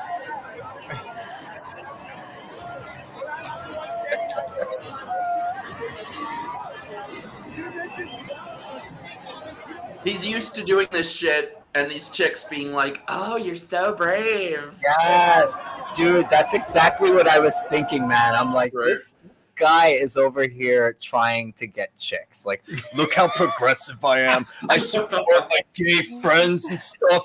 You want to come home with me? Like, I'm telling you, that's definitely what this is, man. Like, they're used to their allyship. Yes. Winning them these social points, like this social credit, like, and then they get the pat on the back and they're like, "You're so brave, man. You stood up for those kids. You stood up, man. Good for you." Greg the Bear in the chat, they look like feds. They do. They go. I'm telling you, as a woman, yes, they do. They're like kind of like I'm a male feminist. Yes. I always like to ask when guys say that. I'm like, what does that mean? I always like to ask really clueless. One guy I was having a conversation with in a group of friends, and I had just met this one guy who was there, and he says, well, I've had to explain to my dad all about, misogyny. And he's like, I'm a male feminist. I've had to tell my dad what it's like for you guys. And I was like, what is it like for us? What do you mean? I just like to figure out, get to the nitty gritty. What do you mean? Oh, with the wage gap and stuff. I'm like, yeah, but the wage gap isn't real. You know that if you isolate out women who haven't taken time off from the workforce to have kids, or if women that stay in the job force and continue climbing that ladder, they actually make more money than men. They're like, well, but they should get paid the same anyway, Keri, even if they don't work as much. Come on, equality and shit. Equality and shit. What ended up happening with this guy, though, he eventually, a few minutes later, told me to check my white cis gay privilege. Yeah, but he doesn't have to check his. I'm gonna put this on screen. Wait, where is it? Because this is my husband's here today. It's not a super chat. Hey! Why isn't it a super chat, Anthony? I'm kidding. Anthony. He says he's most likely a recently formed gay basher, and I think that's the thing is a lot of these people, yes, they come out of, and you see their real instincts come out when they get pushback from like someone like Mikey who's gay pushes back, or online on Twitter. You see this all the time. You see these white leftists who will very quickly start using the N-word because they're recently come out of being, they think they're anti-racist now, but they still hold all these superiority views. That guy has a superiority view. He's going to Pride. There might be something yelling at a gay guy. Maybe there is like some guilt there. Maybe Anthony's correct. Shout out to Anthony. We were listening to your record. We love your music, Anthony. So. Aww. Mm-hmm. And then Mandy, rocks. Thank you for the super chat, Mandy. $5. She says I would have gone to pick up on Keri. Hey, yo, girl, how you doing? Hey, watch out. That's what I was there for. That's what I was there for. Want to get out of here. Thank you, Mandy, for the giggle. How you doing? How you doing? A couple minutes later, told me to check my white cis gay privilege. So I told him, "How dare you? I'm actually a black African woman, and you are being very disrespectful to her." So good. I missed this. Mr. Stephen Landau's here. Stephen Landau, thanks for the $25. Woohoo! Says, Keri, I'm sorry I missed you in the city. You guys are doing great work. Stephen, thank you very much. Same person in New York. Stephen. And then Casey Wilson says, this is not a super chat. I'm going to read this anyway. How is it more socially acceptable to be in favor of killing retarded babies than to say the word retarded out loud? That's a very good point. Excellent point. That's woke culture for you right there. Yeah, the internal contradictions are evident. Little sunlight, little awareness, and you're like, how does this work? Yeah, makes no sense. You're like, it doesn't work. It falls right apart. Yeah. And it's funny how many of us were pretty pro-choice, but they've gotten so nuts that it seems like we're all more on the pro-life side at this point. Well, when the pro-choice is now asking for perinatal and post-birth abortions, that's when I'm like, okay, pro-life. I'm pro-life. Pro-life. Like I said, I was, before you got on, Mikey, I was telling Keri, I'd compromise like a heartbeat situation. 2 months, maybe first trimester. But the way they're not happy with that, it has to be like right up to and including the moment of birth. And then even sometimes after the moment of birth. And I'm like, no. Yeah. My big problem really is it being used as contraception. I think that's the biggest issue that we're facing. No one wants to talk about personal responsibility. Like, look, if you're straight people and you're having sex in the hoo-ha, there's a risk that something is going to happen there, and there are consequences for that. So, bear the responsibility, or, don't open your legs. I don't know, or just use proper contraception. Use contraception and stuff. It's just... But that doesn't happen. That doesn't happen, I was told. I don't know. No, My- it definitely my does. biggest- I knew this one girl my age before the time she turned 30, 7 pregnancies and That's 5 crazy. abortions. That's crazy, man. It's like there has to be like I'm hesitant to say that the government should step in and the government. I want to make a control really things, but, crash joke, but I won't. I don't know. I'm just like, how do we stop that? You know, because I can see why there has to be pushback, because when you start seeing more and more things like that happening, and just like, all right, this feels wrong. Like this person's allowed to just, you know, keep doing what they're doing and pleasure, and then every time, you know, this happens, they're just like, well, I can kill it. Maybe put a cap on it. Maybe say like, hey, you get one. You know, like every woman gets one. That's it. You get one. And if it happens again, then it's like, all right, well, now you got to deal with it. I don't know. I don't know the answer. I just know you can't. Lisa made a good point in the chat. It's like abortion is not contraception. Yes. It's already occurred. Yes. Conception has already occurred. Now you're terminating a pregnancy. You're ending a life or a potential life. It's like, and like I'm saying earlier, just be upfront, like what it is that you're doing. You know, say that's what it is. You're killing this life in you. Stop trying to use euphemisms and to, you know, use some flowery language to make it sound not like what it is. Here's my biggest point, I guess. If I were to go on a show and they said you have 1 minute to say something about Roe v. Wade, it would be, I am livid at watching these pro-abortion people who in the past 2 years, we've now found out they're not pro-choice. A lot of them, they're pro-abortion. Yes. And the mask is off. You guys stayed silent during mandates for vaccines, mandates for masks. In some cases, you push the mandates. You are liars. Michelle Obama is one of those people. Michelle Obama put out a big thing about how, I'm heartbroken. I'm heartbroken because women don't have their bodily autonomy anymore. They can't make decisions for their own body anymore. Bitch, that happened 2 years ago. And you pushed it. That makes me so... It's hard to explain the level. What is that clue? Fire, flames, rising. Yes, flames on the side of my face. They have no moral. There's no moral ground for them to stand on anymore with that argument. They're liars. And that's ignoring the fact that the abortion subject is about more than one body too. You know, but you can't use this body autonomy argument. You can't use the bodily autonomy argument if you supported mandated vaccines. And I'm going to get off my soapbox in a second, but I know Alex Stein, you guys, I watched it when it was at your place. He did a video where he went to Union Square and he was asking people about this. And I said to you guys, I hope there's footage he did not include where there were some intellectually consistent people who said, yes, I also opposed vaccine mandates. Because I hope there was that, because all he showed was person after person. He would ask them, do you believe in my body, my choice? And they said, yes. He goes, what about vaccine mandates? And then they would say something stupid. Well, no, I support those because of public health. That's dumb. You are a liar. And nobody should take your opinion seriously ever again, because you've demonstrated you don't know what words mean, and you're willing to say, I believe in this thing when it suits my agenda over here, but I actually don't believe in this. I don't believe in that women should have the right to control their own body. Why? Because I think the government should be able to force you, or your job should be able to force you to take a vaccine or put a mask on. Screw you people. I'll never listen to you again. And that's the biggest reason I don't want to be associated with pro-choice people anymore.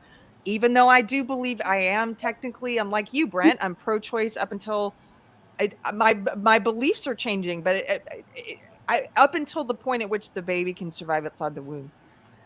I still don't want to be associated with you, because the majority of you are not pro-choice. You're pro-abortion and you're liars. I'm done. I'm off my soapbox. Thank you. I think I agree on your soapbox. No, look, I agree, and I think if these people were more consistent through what we saw with the mandates, and if more of these, you know, pro-choice folks with the abortion issue stood up and said, well, we're against the mandates and stuff, I would take their arguments a little more seriously. Yes. I would definitely be more inclined to listen to them and to hear them out. But I know quite a few, and on my timeline and stuff, and people that I know, and it's just, they were totally silent. They weren't saying anything about the mandates, or they were openly supporting them and saying we need to do this to protect people, keep them safe.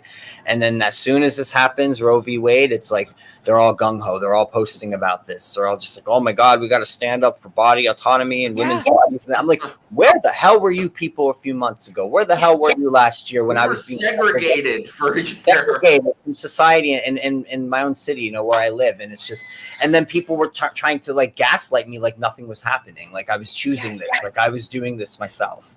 It's crazy. I would feel differently, I think, about abortion if we were maybe living in the dark ages or something. And there were, because I believe in choice. And you have about 27 different ways to exercise your choice. Not this one, though. There's so many different ways. It's not, in the age we live in, there are a million different ways that if you don't want to get pregnant, you cannot get pregnant. It's not like it just magically happens. Yeah. And even if you get pregnant, there's the morning after pill, I think, and in a lot of states to it. The other thing people don't get about this ruling is that it doesn't mean all of us, like a lot of people are reacting as if the implication is that all of a sudden all abortion everywhere is now illegal. That's not what happened. Like this decision went back to the states. Now we'll have this probably protracted period over the next couple of years where it sort of filters out and, states are going to pass new laws. It's going to be a lot of public discussion. Maybe people are going to have to move. Yeah. Like if you really feel that strongly about the issue, like maybe you should move to a state where, your values align with the values of the state. But, take some time to like wait on that and see what falls out of the tree, so to speak here. So we're in a period. Something I'm thinking about too. I think it was Cam who posted about this, but this should really have us thinking more about as like a culture and a community, maybe creating more of an environment where pregnant women don't feel so like helpless, like they don't have support systems. And, maybe we can create more incentive for women to not feel like they need to have an abortion if as a community, when someone in our community gets pregnant young or something like that, and we know it's going to be tough for them, we try to come together and help them a little more, give them incentive to keep the baby, make them feel like, you don't have to give this up. People will be there for you. We'll try to help you if you're in a situation like this. And maybe if our culture shifted more toward pregnancy not being this thing that was like dooming you to a life of like servitude, but instead like as something beautiful and a gift. And it's going to be hard, but you're not going to be alone in it because our community wants more kids. We want to raise them, right? I don't know. It's just something that's been on my mind, more support systems for women who are going to have children young. So they don't have to feel like they have to have the abortion, that's the only option, that their life is over. You know what I mean? But weren't some of these like pro-abortionists like firebombing pregnancy centers that were doing just this exact thing? Oh, they have been. They've been spray painting on the side of crisis pregnancy centers. If abortion's not safe, then neither are you. They've even gone after pro-abortion ones. That's how little these people know. I don't know. I guess what I'm saying is like, if you know someone and they're young and they get pregnant and they're contemplating the abortion because they're not sure if they can raise the kid or stuff, like be the person who steps up and says, look, I'll help drive you here. I'll get some diapers for you once in a while, bring them over like a bag of groceries or something if you know that they're struggling. To see what's available in your community, because there are resources available for pregnant women, especially from Christian organizations and pro-life organizations. Just create a general community environment that says there's nothing wrong with having a kid, and that what's the old saying, like it takes a tribe to raise a kid, it takes a village to raise a kid. That sort of mentality. Communists say that. Yeah. I'm not saying the state owns your kid, but what I'm saying is, people just to be there for each other more in a communal way, Oh, we lost Keri for a second. She'll be back. That's the Mike Harlow and Mikey, Rhetoric show. How have you been? Oh, wonderful. I'm just recovering from all the crazies at Pride. I wish we got it on camera, by the way, when we were walking down that street and the entire block was shouting at us. We got some. We got a little bit. I got a little bit at the end where we were getting booed there. At that point, I was so low energy. I was just, New York. That gave me new energy, though. I was just like shouting at people. You're like reinvigorated. I thought it was funny that she like managed to get the crowd to go, and like I yelled at one of the gay guys there that just started to boo. I was like, oh, okay, so somebody yells something and you just automatically believe what they say is true. And he looked at me and he was like, huh. Like, you can see the gears turning, and I walked away.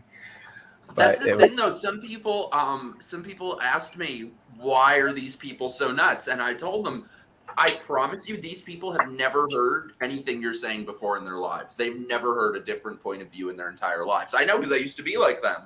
I mean, not that nuts, but yeah, they're so insulated that anything that challenges them, they immediately perceive as hateful, and it's not an accurate perception. I think it's because they identify with the ideas. Like they are the ideas. They feel like you're attacking them as a person in a sense. They take it personally.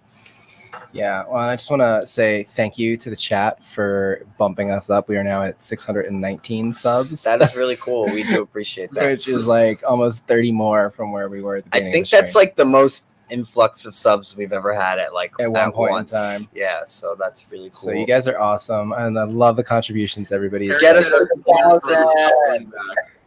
Get us to 1,000. Come on. And she has returned. I think my rant got too hot, and then my overheated. It overheated. The flames from the side of my face. Thank you guys for holding it down.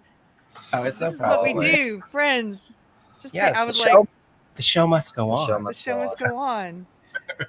Oh man. I was gonna say though, I think it's because these people have so many substitutes for personality. They think sexual orientation is a substitute for a personality. They think their politics are a substitute for a personality. So you take those things away, and there's no there. Yeah. What they're not realizing is I don't know. I view I'm not saying when we criticize identity politics, I'm not saying that having one's identity isn't important, to figure out who one is, right? And one's identity is an important thing, obviously, but I think they reduce identity to these really simplistic things like that, like your skin color or your sexuality, when identity is multifaceted. And it should always, I think, just come back to the individual, because when you look at how multifaceted identity is, you'll realize everyone really is unique. Even people who are very, very similar, no one's 100% the same. So what is our identity really? It's a whole collection of things. It is not one thing. I'm not just a gay man. That's one little piece. I won't say little. Obviously, it's important and it's a big part of who I am, but it's just a facet of my identity. It is not the totality of my identity. And I think what we're doing with these people is it becomes that for them. It's the most important thing for them. And as Mikey was saying, sometimes it's not even it's also their ideology, their belief system. What you were saying, that becomes that all these different things become identity, not just race, sex, sexuality, but their very beliefs become who they are. So that if you disagree with their beliefs, they feel so personally triggered. Why are you personally attacking me? You're disagreeing with their very existence. It's like that.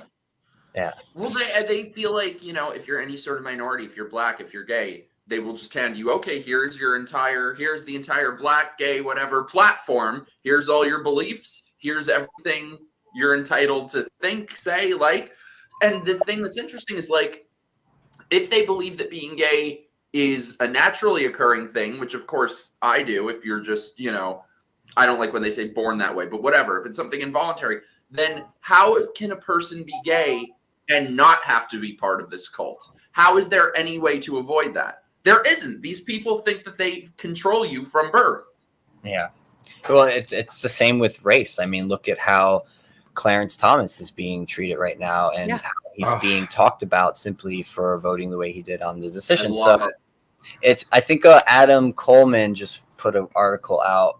I think it was the New York Post, right? He's always doing op-eds about this, this very subject of how liberals, I guess, just seem to think they could just get away with saying all these racist, horrible, nasty things about a black man if that black man is from the other political camp. Oh, that's what we were talking about earlier. That's when their real, true selves come out, because they'll use the N-word on black people who are conservatives or black people they don't like. They'll use it immediately, kind of like that straight guy at Pride.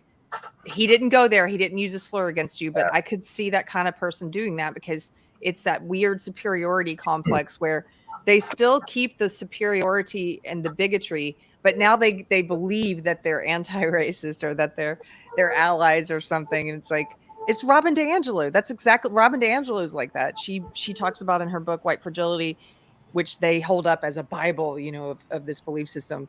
She was racist. She is racist. She talks about going to a picnic and not wanting to sit with the black ladies. And the thing is, yes, she talks about that. But then she says all white people are like me, and now we have to like become anti-racist. I'm like, no, you still have all of your same superiority views. You do. But now you say I'm anti-racist. She still judges and treats black women differently than she does white women. She still treats them differently. You know what I mean? Like she still judges. It's still all about race to her. It's so funny too because that oh sorry, I was just saying that straight bro at Pride. He a few minutes later told me I need to check my white cis gay privilege. I was like, oh, so you people don't actually believe that there is any sort of LGBT whatever they came up with. It's just transmania. It's all trans all the time because now gay people are privileged, but you were just claiming that there are these people who need to be protected from words. Only the white ones, Mikey. Only the white ones. Yeah. And you That's are. What people don't get. Gay is not at all on like the progressive hierarchy. You are particularly pale, so you know your lack of melanin means you're extra privileged.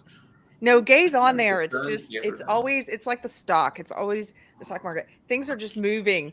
The privilege stack is constantly changing. You know, right now we've got black trans women are having their day, and buy into that one. But like it's always moving, and there's a new group that's trans more marginalized. I think the most oppressed group are the one-legged, eye-patched, trans, black, lesbians. Like Harry read some stupid Dan Crenshaw. Dan Crenshaw. I think I think there's a super chat that says that, Daniel. G-Man for $10. Hello, G-Man.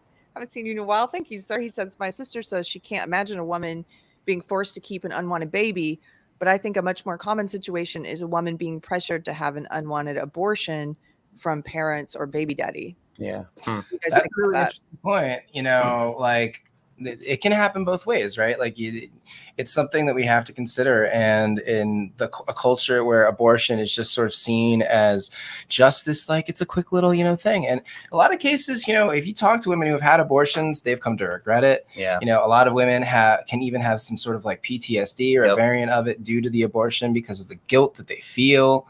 And these are not things that we talk about as a society. You know, it's just supposed to be, it's this whole idea of female empowerment. Well, if you have to kill your pregnancy in order to feel empowered, in order to advance your career, you know, maybe that's just like a little too dark-sided for us as a culture. Or maybe you should think about that as, you know, just consider for a moment that's dark-sided. You know, you're ending a life so that you can accrue more financial success to yourself. Like, it just sounds a little dark to me. I don't know. I think it's also an excuse too. I don't think you have to like give up being a parent just to have, say, a successful career. It might be harder for you to juggle those things, but there are plenty of women out there who have very successful careers and still raise kids and are good parents. Like Brent and I, one of our favorite authors, she raised 5 kids and has written multiple books, and while she was raising kids, she was like working and then reading a book a day on top of that while doing all the housework and all the other things she had to do.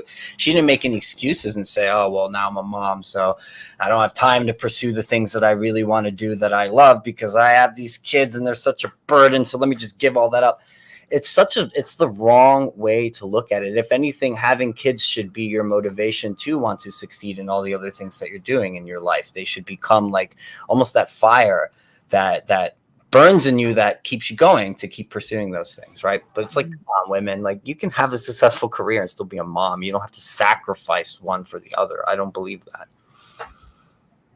Might be harder. Like I said, make your choice. You have 1,000 different ways to make your choice to not get pregnant, to avoid getting pregnant. There are a million things you can do. It's not like we're lacking in modes of birth control. So make your choice. Just don't make this one. Yeah. Yeah. I'm going to run through these quickly. Thank you guys for the super chats. I just don't want to, we've only got a little bit of time left. So Cheeky Mayor, $5 says, miss seeing you in New York, but I was ready to get back to my own bed. Oh, honey, I'm sorry I didn't see you. We were so crazy busy. Yeah, it was a lot. Same. I was happy to get back to my bed. Andrew Joyner, 3 lira. I'm kidding. I know it's pounds. I know now. Super sticker. Thank you, sir. There's no more lira. And Mandy again, the Russian bot. Speaking of my body, my choice, I just got triggered to light a cigarette. I tried to fight it, but I guess I have no choice. Damn you guys. I'm so jealous. And I want Henrik, one. I may be remembering wrong, but did you, Keri and Mike, join Disaffected Zoom to watch Mommy Dearest late last year? Yes, I did. Were you there? Yes. I would go anywhere to watch Mommy Dearest. Any excuse to watch Mommy Dearest.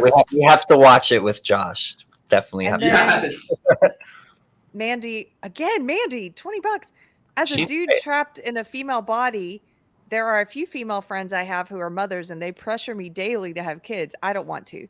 And because of this, they tend to bully me for, quote, not understanding motherhood. Wow. See, it's like a whole nother aspect to it. It's like, mommy supremacy. Like, no matter what we do as people, we tend to get tribal and almost egotistical about our membership in the tribe, and we try to promote or proselytize the values of the tribe, and that's human nature, right? That's one thing I just thought of now, that maybe there's something to this about why maybe abortion is starting to bother me now more later in life is straight people. I'm talking to you guys now. A lot of you guys really do take for granted the fact that you can make a child, that you don't have to front any money to do that you can just go meet a nice man or lady and make a child. This is something that you guys really take for granted, and it's something that gay men and lesbians later in life have to deal with, struggle with. Some of us want kids and can't have them, or we can't afford them, and I don't know, maybe there's just something about the fact that so many straight people out there who can have kids decide to just kill them. And here I am as someone who would love to have kids and would love to have that opportunity to be a dad, but I can't do that in the traditional way. It's just, I don't know, it kind of breaks my heart a bit. It's like, damn, you guys can do this. You have this really special ability that you just take for granted, Right. Plus, people discount. I see a lot of people in the pro-abortion side, and I am going to start calling them the pro-abortion side because, as I mentioned earlier in my rant, I don't think they're pro-choice, a lot of them. But they always discount. They seem to discount adoption, and they'll say things like, I wonder if they know any conservatives in their life, because they'll say things online about, oh yeah, you conservatives, you're going to adopt these kids. Yeah, actually, I know I've come to know many conservatives in the past 2 years, and I know many who have adopted, and some of those people are Christian, some are not, but I know, I'm trying to think of, I know lefties who've adopted too. But I know a lot of conservatives who've adopted, and I have two of my cousins. 2 of my cousins are adopted, and I just think about, I don't know, what if they didn't exist? Because my mind goes to these places, kind of like that's kind of where I am too on this. I want to address this comment here by T-Zax007. Not all of us straight couples can make babies. My wife and I struggled and had to go through IVF route. It was a very expensive adventure to get our 2 little ones. I'm aware of that, and I definitely was not trying to imply that all straight people have, the ability to do this. I was implying most do. That is the default, right? Because you're heterosexual. I know there are people who struggle with infertility. We had Starson on our show recently, a couple episodes back, and this was one of the subjects we discussed on the show because she struggled with that, with infertility. And yeah, surrogacy, all of that is expensive. And this is what a lot of people don't realize, and we talked about in the show, is you could go through that whole process, pay for it, and it could fail in the end, and you lose all your money. And in order to get, to do it again, you have to front all that money all over again. So it's expensive, and there's no guarantee that it's going to work, So it is difficult. I understand why people take the surrogacy route, and a lot of heterosexual couples do that as well. But there's also, I'm just going to promote this. Maybe at the end, after this is done, we've done streaming, I might link this interview because it blew my mind. You guys would be probably interested in this too. I just interviewed Mary Lou Singleton, who's a midwife, and she is just full of information. She had all this information about surrogacy and about in vitro fertilization that made me even question going that route if I'm not able to conceive, and made me be more of like, well, then maybe adoption's the route for me. I'll just put that out there. Go watch that interview. It might blow your mind. It might not, but she's brilliant and she knows a lot of things. What's that old quote from Game of Thrones? I drink wine and I know things. Yes. I drink and I know things. Oh yeah. I don't know if she drinks wine, but she knows things. She knows things. Excellent. Yeah, I have a big glass Stein with like a little image of Tyrion on it, and then it says, "I drink and I know things." That was from the Renaissance Fair, I think. Right? No, that was from Comic-Con. Are you sure? Like 99% sure. We've done a bunch of things together, so. Mikey, since you joined us last, and we're going to be wrapping up soon, any thoughts about this week? All the craziness, Pride, Roe v. Wade, everything that's going on in the world. What's going on with you? It was great. I was just glad to have you here. And I'm glad, I think something I said this last time with the event that you did where people were protesting you. And now this one where some people were yelling at us. I hope that people can see that and learn to not be afraid, and learn that if you speak up, if you go places, if you voice your views, you might be uncomfortable. You might get into an argument, but you're going to be okay. Nothing's going to happen to you. You're not going to be hurt. You're going to live. So hopefully it'll make people less afraid to speak up, because I think that's the problem. That's what brought us to where we are now, is people refusing to speak up. And they've just sort of allowed this false picture of reality to be painted where we're led to believe that 99% of the country are basically just communists and we're just this crazy little 1%. It's not true. So people need to speak up, and you're going to be okay. If the worst thing that happens to you is you're uncomfortable for a couple minutes, you'll live. So hopefully we can show people that. To build on that, though, you probably will be okay, but you might also not. Like, just to clarify, like, it can be dangerous. And even though we went out there and we were fine and nothing serious happened to us, serious things can happen to you. People can be really unhinged and crazy. And we were lucky this time, but if anyone's interested in knowing more, go listen to our episode with Billboard Chris about all the things that he was doing up to this, right? He has been attacked. He has had his arm broken. Things can happen to you. It is definitely a risk to speak the truth and to go out there on the street and to do it in the way we did it. So we were very fortunate, but I think you're mostly right in that for the most part, you're probably going to be okay. Most of the time you'll be okay. Most of the time you'll be fine. Yeah. Doorbell. Yeah, make choices to mitigate the risk. I mean, that's one thing I noticed is we had an eye out. That was my job. We had security in numbers, so there was a big group of us, and I was actually thinking about like, what is this like for Billboard Chris? And I've talked to him too before about, and I know he had his arm broken, for example. But what is that like being alone doing this? Could you imagine him out there alone when he got circled? Yeah, balls of steel. That guy has balls of steel to go out there and do that. Because I was nervous and I didn't even wear a billboard. I wasn't wearing one that day. And one of the reasons I chose to not do it was I kind of wanted to hover around the group and just keep an eye out and be the muscle if I had to be. Because again, I knew that something crazy could happen. I wasn't even there. I thought I was the muscle. You were the muscle. I wasn't even there when Chris's phone got slapped out of his hand, for example. Me and Matt had went to go get water, and that was when all that happened. And we showed up after while those guys were there. Oh, yeah. Mikey, so I missed that whole part. But I was actually kind of glad I wasn't there, because if I would have saw that happen, I may have gotten a little belligerent with the person who did it. So I was a little glad. I was like, good thing I wasn't there, because my jersey would have came out and I don't know, I might have. They were two older guys. They were so livid. And by the way, someone on Twitter, Billboard Chris posted that footage. They did. They physically assaulted him in that they reached out and swiped at him and knocked his camera out of his hand. They lunged a few times. But there was someone on Twitter who said, well, this is out of context, and you shouldn't be filming people who they look upset to be filmed. You shouldn't be filming them.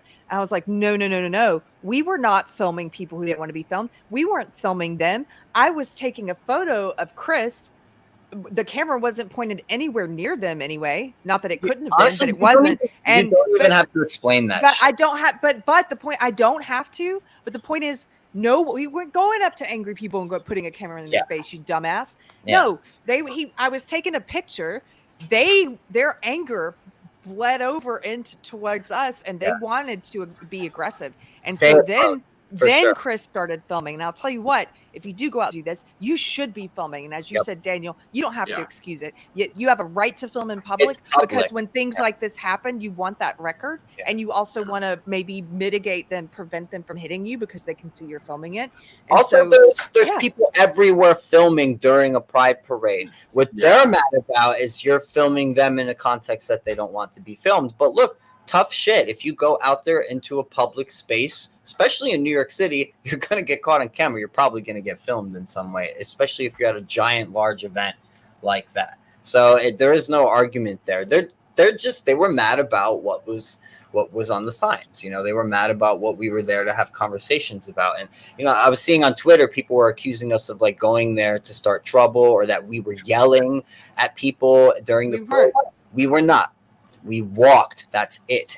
No chanting happened. No yelling. Like whoever wanted. People yelled at us. They yelled at us, and you know, I know back at some people. And you know, Mike was yelling back at the guy who was yelling in his face. But again, these were people who approached us. They came up to us. We did not go up to anyone and yell at them. We did not march through and chant anything. We just walked through, had the signs. Anyone who wanted to come and talk could talk, and that was the point, was to have these conversations. One of the things I saw on Twitter too, someone was criticizing like, oh, well, why would you go to a pride event with a sign like that unless the point was to just provoke people? You know, it's a totally inappropriate. Because we can. It's not even just because we can. It's also the most perfect place to go to have these discussions. What kind of argument is that? Like, oh, well, it's inappropriate to go there to talk about these things because it's going to make people feel threatened. It's, well, where else are we supposed to go talk about these things than in a quote unquote LGBT space in which these are the things being propagated, right? And where we want to get opinions from people about these subjects. Of course, we're going to show up at a pride event. Also, we're gay. Are we not allowed to come and like do pride our own way? No, but LGBT has nothing to do with gay people. It has nothing to do with anything. It's just the Democrat Party platform, as evidenced by Straight Bro. He would be considered LGBT, but we wouldn't. Yeah, you wouldn't. Yeah. What I was going to say though is like, you know, it's one thing if you're doing what Chris does and going over. It's one thing if you're going up to Antifa. You're going to friggin' Portland. Don't go to Portland. But like, I think most of the time these people are very much not used to hearing different opinions, and they're all like so many different people. When we were walking down this one block, people sitting at the outdoor cafe, this like one guy was like screaming, and I would just start screaming back at them. I'm like, come over here. They never do. Like they're very comfortable shouting things from 30 feet away, but that's all. So there was a flip side to that I noticed as well. And again, I was someone who didn't have a sign on, and I was very much kind of hovering around you guys, but I was also watching a lot and listening a lot. And I remember at least 2-3 times people walked by us and read the sign, and I overheard them say lowly to someone next to them, like, oh, I agree, or oh wow, yeah, oh yeah, they're right, but they would never stop either. And I think part of what we're seeing is that there probably are a lot of people there who do agree with us that we don't even realize agree with us, who are afraid to stop and to talk to us and to let us know that they agree with us, because as soon as they stop, they are also going to be singled out. People are going to see that they have now stopped and that now they're talking to us, and they might then be exposed as agreeing with us. And I think there was the two black. So as we were going to eat, there were these two young black women. They were doing a photo shoot at Pride. One was taking a photo of the other. She was kind of bending over. I remember this. And so I put my umbrella over her for the picture. And she was like, oh, the umbrella. And they start taking more photos with me holding the umbrella for her. And then she's like, let me get a picture with you. But I still have my sign on. I was like, you may not want to. You may not like my sign. And then she stops and they both read the sign. She's like, I love your sign. And they, yeah. And the other one's like, yes, queen. And this is something I found, and just as a personal experience, in my day-to-day life, whenever this issue comes up, it seems to me there are more Black women who question the gender ideology as being pushed on children whereas there's more white women who don't question it and who in fact push it. Probably. That's just my what I seem to have noticed. But Peter Feliciano, he says the same thing. That's his general observation. And the sign that you were holding, if I recall correctly, was the one that said children are not born in the wrong bodies, or no child is born in the wrong body. Correct? I think that was the one you had. So, maybe they saw that and thought it was like pro-trans or something. I don't know. I know they knew what it meant. Anyway, that's what I think in my heart. They were like, yes. I remember you posing for that picture though. And I also thought the same thing. I'm like, they're going to see her sign and be like, get away from me, bitch. No, they loved it. They loved it. Yeah. But I just say, I also, somebody says the Swedish troll. Look, that's my method. This one guy he was going to hand me at the beginning, before we had our signs on, he was going to hand me a bandana and it said just women's sports. And I said, oh, what does that mean? Does that mean like just biological women in sports, in women's sports? And he said, oh no, it's nothing turfy. And I said, oh, okay, well, I'm turfy, so you can have it back. And they don't, if you're just kind, they don't know what to say. He's like, I still don't get what that means though. Just women's sport, like what else? It might could have that been mean? a channel. No, it might have been a channel or something. Oh, a brand. Like a brand. That's just women's sports. Yeah. No men's sports. Exactly though. But they mean inclusive. Yes, women. they would include trans women in that. That's what he means. That's what he means. Or whatever, whatever women's sport event happens to be. They're probably like a channel or like an app or, something like that just broadcasts, female leagues, competitions and stuff. And trans women. Well, because now that they're doing well, now we're seeing there was pushback. I think they can't go to the Olympics, if I'm recalling correctly. There was they changed something, and now there's like a cap where they can't go, Yeah. You guys, thank you so much for hanging out today. We're going to wrap this up. I appreciate you all three giving your time, your insights. You guys, we still have 115 people here. Go to Dangerous Rhetoric, hit subscribe. We're going to try to get them over the 700 hump. Go to Mike Harlow. If you haven't already, hit subscribe on YouTube. I have a new video out this week, finally. He's got a new video coming out about cults. These guys are going to put up more of the footage from Pride. You can go check out the footage, find them online, on Twitter. Thanks for hanging out with us today. It was cathartic to talk about everything that happened. And we'll see you guys later. So, peace out, guys. Thanks, later. chat. Guess to 1,000. 608. I'm kidding. 1,000. We're like 625 now. Yeah, we're way up there. Woo, 625. Definitely more than I thought we would get. Killed so woohoo. grateful. Bye, guys. We thank you.